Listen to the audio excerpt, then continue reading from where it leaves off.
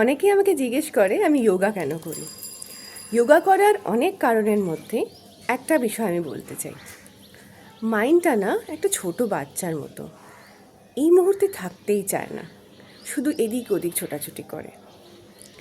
কিন্তু সবসময় তো তাকে ধরে বেঁধে রাখা যায় না, তাকে ছুটতে দিতে হয় এবং তাকে দূর থেকে অবজার্ভ করতে হয় যে সে কী করছে, কী ভাবছে, ভালো কিছু ভাবছে, পজিটিভ কিছু ভাবছে, নাকি সে ভয় পাচ্ছে, ফিউচার নিয়ে চিন্তা করছে, পাস্ট নিয়ে রিগ্রেট করছে, নাকি সে প্রেজেন্টের যা কিছু তার কাছে আছে, যা কিছু সে পেয়েছে সেটা নিয়ে থ্যাঙ্কফুল থাকছে।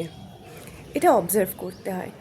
তো যদি দেখা যায় যে সে প্রেজেন্টের জিনিসপত্র, প্রেজেন্টে যা যা তার কাছে আছে সেগুলো নিয়ে খুব খুশি, সবসময় গ্রেটফুল থাকছে বা ভালো ভাবনা চিন্তা করছে, তাহলে তো ভালো। কিন্তু সবসময় সেটা হয় না। ভয়, চিন্তা, ভাবনা, রাগ এগুলো তো চলেই আসে।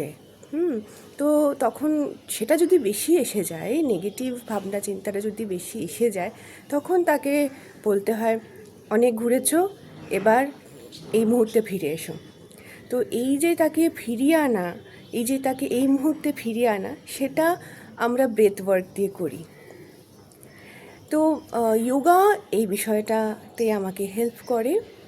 শুধুমাত্র যোগা করার সময় নয়, যোগা করার পরেও সারাদিন অনেক কিছুর মধ্যে দিয়ে যাই, তো অনেক প্রসেসের মধ্যে দিয়ে আমরা যাই।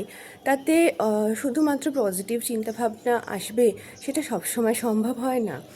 তাই জন্য এই যোগার এফেক্টটা কিন্তু সারাদিন থাকে, বা যদি নাও থাকে তাহলে এটা মনে রাখা যায়, বা মনে করে এটাকে ইউজ করে আমরা আমাদের মাইন্ডটাকে মুহূর্তে ফিরিয়ে আনতে পারি।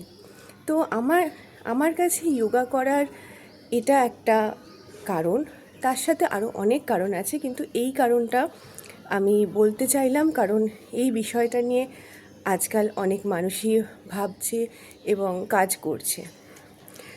তো তোমরাও আমাকে কমেন্টে বলো, তোমরা যারা যোগা করছো, অলরেডি যোগা জার্নির মধ্যে আছো, তারা কেন যোগা করছো, কী কী কারণে যোগা করো, এবং যারা যোগা জার্নিতে নতুন আসতে চাইছো তারাই বা কেন আসতে চাইছো আমার সাথে শেয়ার করো, যাতে আমিও আরও কিছু নতুন কারণ জানতে পারি। আমার খুব ভালো লাগবে।